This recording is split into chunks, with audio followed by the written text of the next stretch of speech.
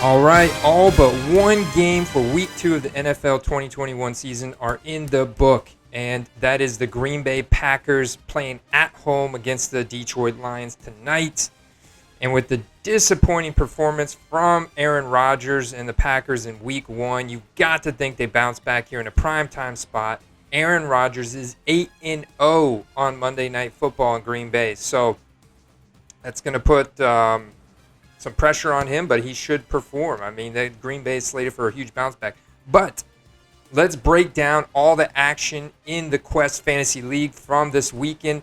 There were some players that continue to assert their dominance, and some fantasy teams in this league that continue to assert their dominance, and there's some teams that underwhelmed, and there's some potentially close matchups heading into tonight's game. So let's look at that, okay? And I'm going to start this week by looking at going down to the bottom. I want to talk about Troy BWA versus the Goonies. You know, the Goonies is 0-2. Troy BWA is 0-2, and he wants to get those Skittles, right? He wants to get those Skittles. His dad wants his son to win the money, and they've got Aaron Rodgers going tonight. They've also got Devontae Adams going tonight, but other than that, their matchup is done. And you look at the scoring between Troy BWA and the Goonies put up a massive amount of points this week, and a large part of that is thanks to Derrick Henry. Derrick Henry finally got going this week against Seattle, man. He really rumbled 35 carries. That is insane. The most carries of any running back on the week by far. 182 yards, 3 touchdowns, including 6 receptions. He was busy in the receiving game as well, as that game turned into a shootout, and they actually found a way to win that game, which is incredible. It looked like Seattle was going to win that the entire time. 61.7 points from Derrick Henry. Absolutely incredible. Derek Carr had another great game against Pittsburgh, putting up almost 30 fantasy points, connecting with Henry Ruggs on some big plays. You know, Peyton Barber wasn't very active in that game in replace of Josh Jacobs. It was more of a Kenyon Drake and Peyton Barber split timeshare, but it was really the passing game that lit up Pittsburgh, and you had TJ Watt go out early with a groin injury, so that gave Derek Carr even more time in the pocket to make these plays. Calvin Ridley, decent game. The touchdown really saved him there, but the Goonies got some solid production out of him. This week, the league median, as you guys will see here. All right, so the league median this week is 130 points. Last week, it was 142 points. So you can see that the majority of the league this week did worse than last week. I don't see any over 200-point team performances. And so going into tonight's matchup, Troy BWA needs 85 points from Rodgers and Devontae Adams, which is technically possible if they both put up 40-plus point games. You could see it happening against the Detroit Lions, but I mean it's a long shot, very long shot. The Goonies also had the Minnesota defense, which played pretty well against Arizona, including that one defensive touchdown, that pick six. So that was a solid game. But the Goonies, Zach Wilson had a terrible game yesterday with 4 interceptions against New England, almost getting shut out by New England. I mean, the guy looked like he was throwing the ball to the wrong team there. And you look at Troy BWA's roster, I mean, yeah, he had to start Jonathan Taylor, who underwhelmed, but going up against a tough defense in the Rams. Carson Wentz had to exit early in that game with an ankle injury, and kind of late in that game, but still. Darrell Henderson on the other side also had to exit that game with a minor injury, but I think he'll be okay, and he did end up putting up 18.3 fantasy points. Terry McLaurin balled out Thursday night. Mecole Hardman wasn't needed so much last night. He did get some production, though.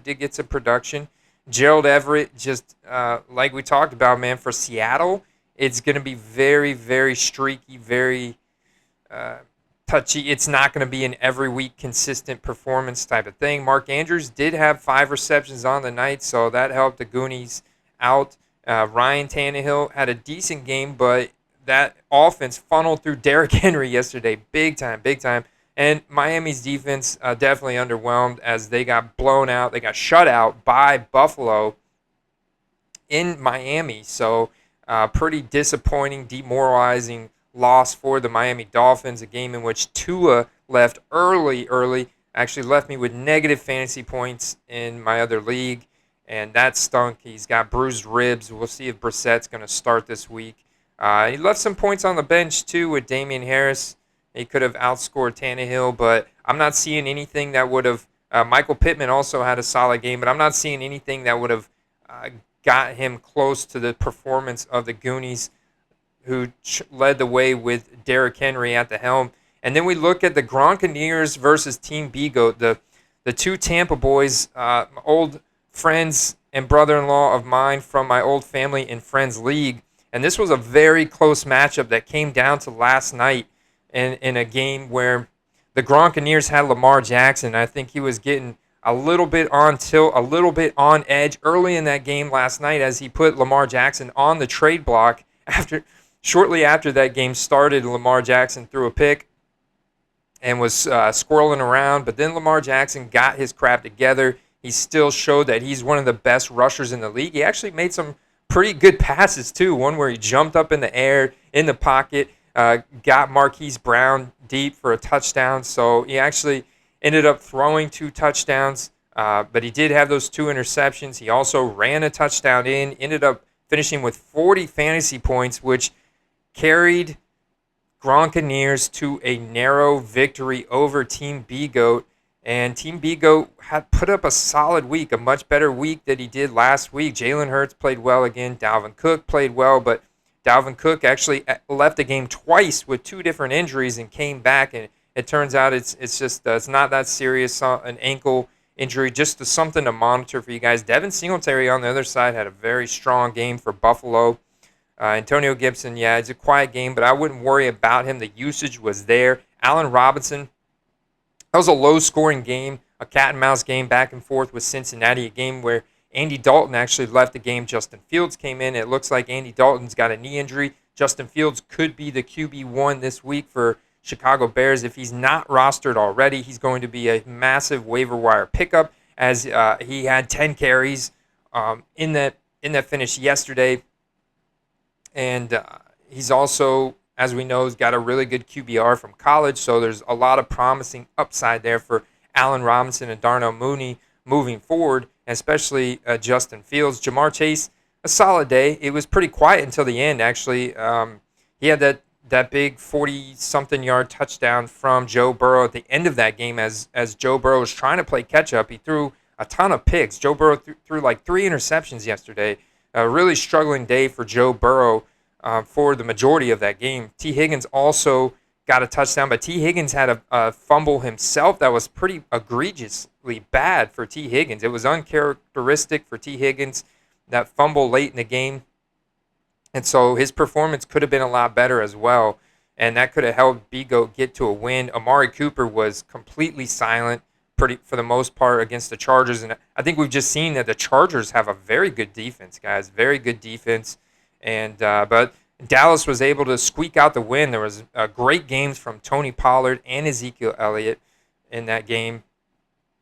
Rob Gronkowski putting up another 2 touchdowns, though, against Atlanta, looking sharp. Man, the chemistry between Brady and Gronk is just so incredible. And Kyle Pitts actually had a better week 2 than he did week 1. He was used a little bit more. And Atlanta just really struggles, obviously with the offensive line and getting Matt Ryan time in the pocket. We had those incredible, you see B-Goat's Tampa Bay defense here, 27 points. It was not nearly the blowout that I expected in the first half, but then in the second half, we just continued to put our foot on the gas pedal. Mike Evans had an incredible game. Gronk had an incredible game. Godwin had himself a touchdown. And our Tampa Bay defense had back-to-back pick sixes. I mean, we just put so much pressure on Matt Ryan. He was forced to throw it away in an awkward fashion as he was being sacked. That led to the first pick 6 by Bryan Edwards. And then immediately they get the ball again, and we bring the heat. and we were just bat the ball right in Matt Ryan's face, turned into another pick six. I believe it was Clyde Edwards again who took that one in. So, and he's got to be happy about that pickup he made last week with Tyler Heineke. I mean, overall, he's got to be happy with his performance this week. He like he said, at least he gets one win. And he had Rondale Moore on his bench with the 29, 30. The 30 points would have been huge over Higgins or Chase or Robinson. So he's going to be definitely toiled with a start-sit decision with Rondale Moore moving forward. That guy is so electric, and he was targeted 8 times. That's a pretty incredible clip. And that offense is just clicking so well right now in Arizona. In fact, when you look at my matchup, you'll see, because I have Kyler Murray, he definitely carried me to a win this week. But very close matchup. Lamar Jackson just smashed last night and got Gronkaneers over that. Both these guys are going to get a win this week, but the Gronkaneers are going to go 4-0. So definitely a team to watch out for in this league. The Goonies are happy. They're going to get on the board at 2-2. We'll see what happens with Troy BWA tonight. And then you look at Blaine, BTY 8606, putting up 170 points, beating out Team Ramsey. Team Ramsey's actually going to go 0-4 with the points that he put up this week. And you look at his quarterback situation, and Matt Ryan is not great. Not a great outlook right now for Matt Ryan. He's not getting much time out in the pocket at all. He's also not very mobile. So he's going to struggle if their schedule continues to be this difficult. On the other side, Josh Allen had a much better game yesterday, much better game. He still did have one interception, but the 2 touchdowns, one to Stephon Diggs and Devin Singletary had quite a game himself. Austin Eckler had quite a good game, but you see Ezekiel Elliott also had a solid game yesterday. Chris Carson did have himself 2 touchdowns. Other than that, wasn't very productive. Those touchdowns really saved his stat line yesterday. David Montgomery, another solid performance from Montgomery. Nothing crazy to write home about, but just solid. Devonta Smith was not productive at all, although he still was targeted 7 times, so the usage was there. Just the game script did not allow it. I mean, it was a defensive battle, that's San Francisco versus the Philadelphia Eagles for quite a while. DeAndre Hopkins got himself a touchdown, found the end zone. Kenny Golladay with New York was very quiet for the most part in his matchup. Justin Jefferson, solid day. DJ Moore, actually really solid day from DJ Moore, especially when you look at the amount of times he was targeted from Sam Darnold. In the win, upset over New Orleans, and it's like, man, Carolina's defense is looking pretty good. They were able to stop Jameis Winston. Jameis did not look nearly as good as he was in week 1, and they weren't able to make the same passes and get the ball down the field like they were in week 1 against Green Bay. And DJ Moore had himself a nice little day, 8 for 11, 79, and 1 touchdown. Cortland Sutton had a great day in the win over Jacksonville. And, it's any week you have wide receivers playing Jacksonville, you probably want to start those guys. But you look at Kittle, man, really quiet day. You know, that Philadelphia defense was playing really well, man, really well against that. And you had San Francisco had all 3 of their starting running backs get hurt in that game. Elijah Mitchell exit with an injury. Trey Sermon exit with an injury. JaMychal Hasty exit with an injury. And now it's like they're plagued with that same running back injury bug that Baltimore was right before the season started. Kirk Cousins had himself quite a day there with the 3 touchdowns, and Adam Thielen and Justin Jefferson and KJ Osborne right to open the game. That massive 50-yard bomb, KJ Osborne wide open down the side. On the other side, Ben Roethlisberger, man, he's just got this is the problem that's going to plague Team Ramsey all season long. Unfortunately, his quarterbacks are very immobile, so he's not getting any production from them in the rushing game. And Kirk Cousins not mobile, but I think their passing game is a lot better. They've got better weapons, and Kirk Cousins he's a gunslinger, man. He's still got a little bit of mobility, and he's definitely capable of throwing that rock. And the Buffalo defense really smashed for Blaine this week, shutting out Miami in Miami.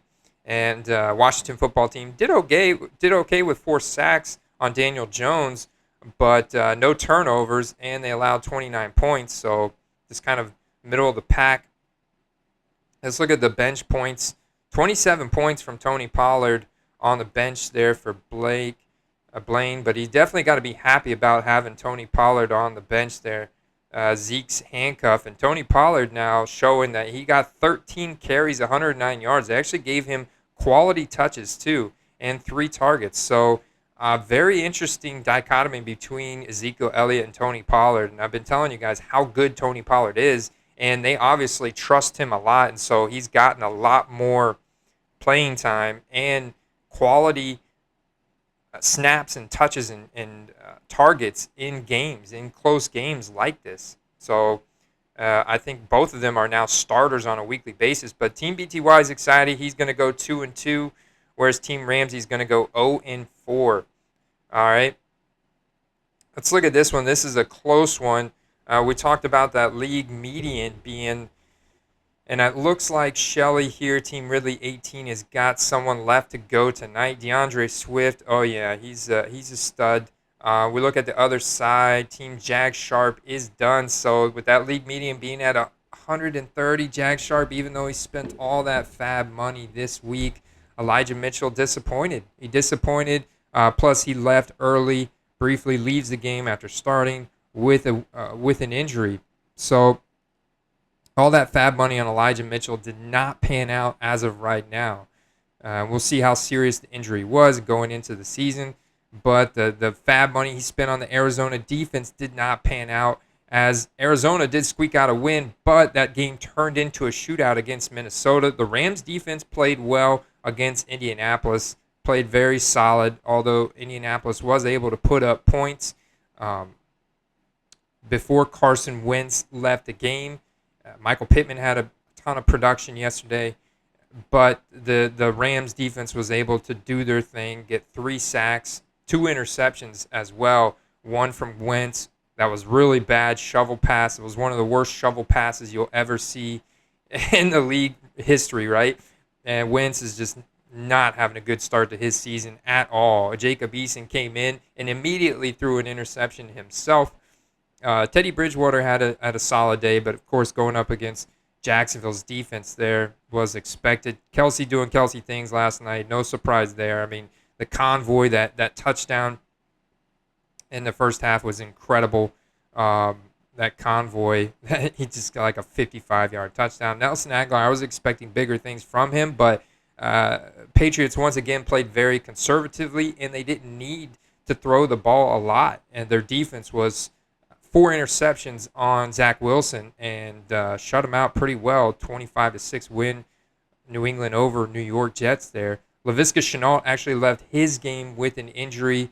Unfortunately, I think this was something to do again with his shoulder. This one was his shoulder. Yeah, he's going to undergo an MRI on Monday, and I'm not happy about that, as I've got him in one of my other leagues. Julio Jones finally got it going in the narrow victory win of Tennessee over Seattle in Seattle, which is unbelievable. I can't believe they actually pulled off that win at the end. And Ryan Tannehill got it going with Julio Jones, man. Got it going, 17.8 points. And I even think that one play was so close. Julio Jones was so close to having another touchdown. He could have had a close to a 30-point game. And so Shelly's still got DeAndre Swift going tonight. She's just over the league median, and Tom Brady balled out. No surprise there. Nick Chubb, solid day.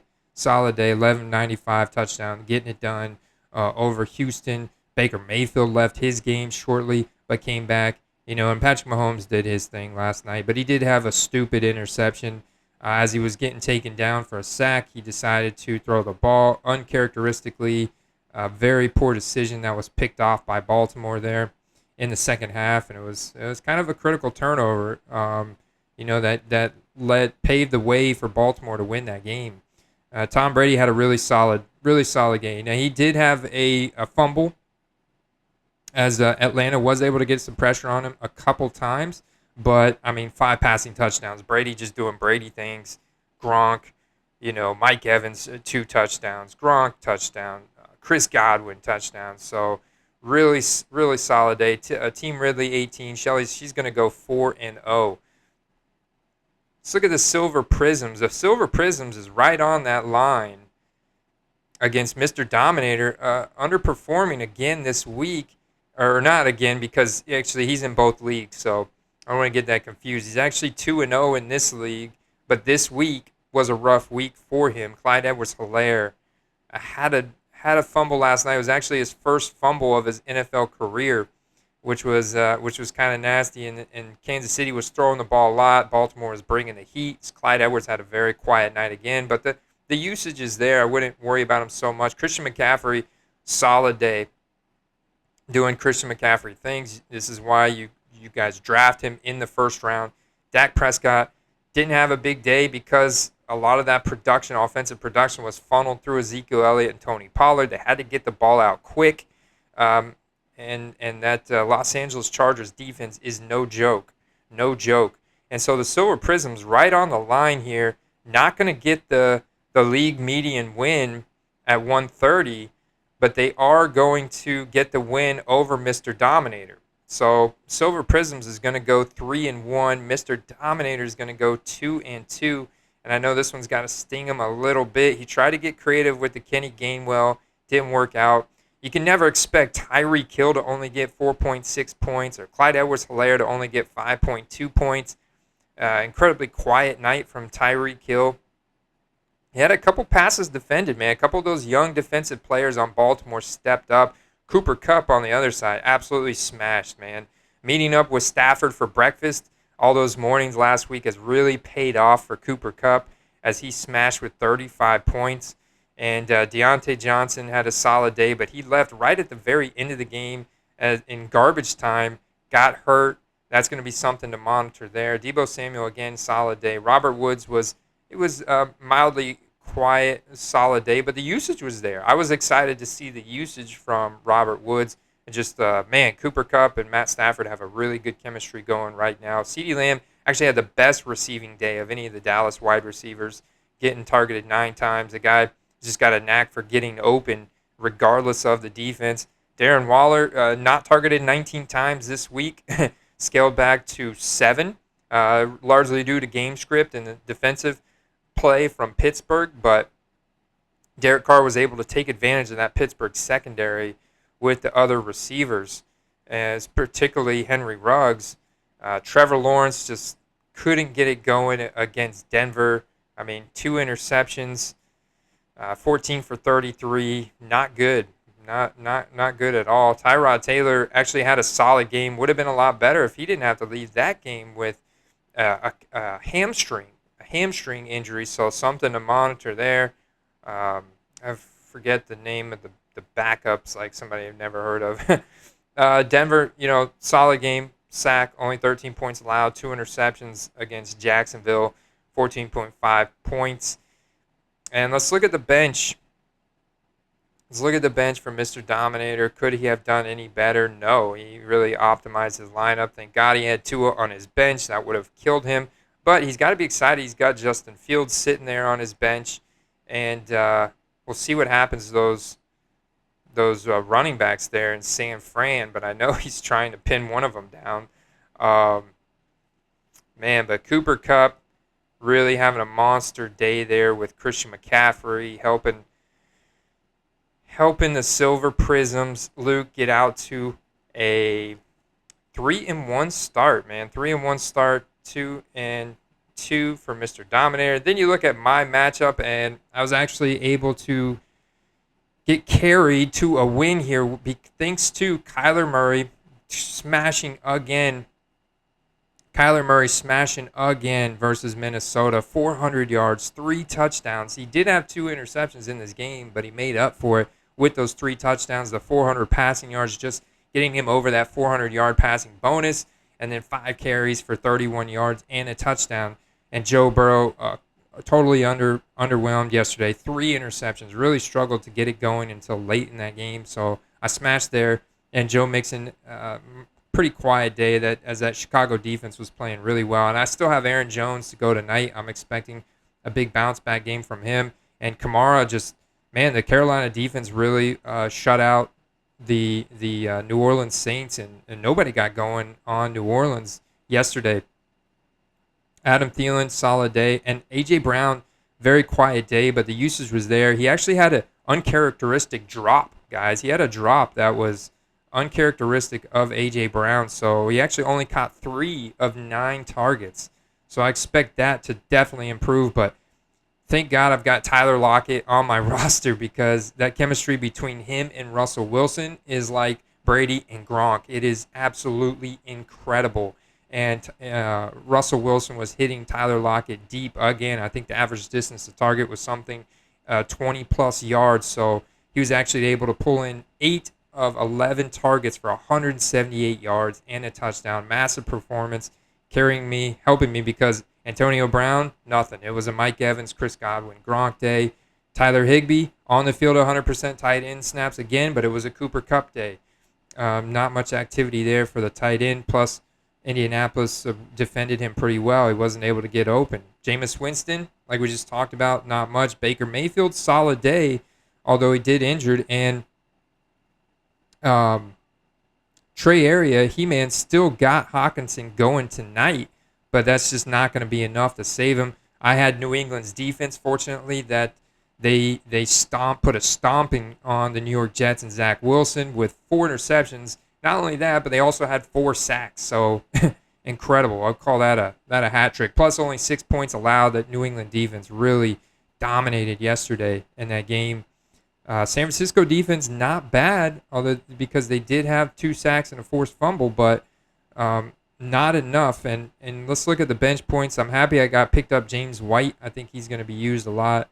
On the other side, he's got McKissick, who ended up having the better week over Antonio Gibson. But look at that bench, man. Henry Ruggs would have definitely helped out He-Man. And Marquise Brown on my bench as well. I could have put him in, but can I really justify starting Marquise Brown over Antonio Brown or A.J. Brown? That's a tough call to make, but it's a potential call I will make in future weeks looking at the matchup because Marquise Brown did smash. And I think the Kansas City secondary is obviously very kind of soft. And a lot of teams, if it's a good quarterback going up against Kansas City, Patrick Mahomes, they're going to be forced to throw the ball, put up points, keep up with them. I think that's a very good idea to start wide receivers against Kansas City. And so we've still got players going tonight. Trey Area is going to be trying to get 30 points from T.J. Hockenson to get over that league median so he can at least go 2-1 or 3-1. Whereas I am locked in to go 4-0. Happy about that in this league. So that's the activity as of right now. Is most matchups are all set in stone. In fact, all the matchups are set in stone. Troy BWA is just a very long shot to get there, but I guess he'll be hoping that Rodgers and Devontae Adams can put up 85 points tonight. So that's the immediate takeaways and analysis for the Quest Fantasy League. I'll see you guys later this week as we preview Week 3, as we're all fighting for that first place $450 prize in this league. Peace.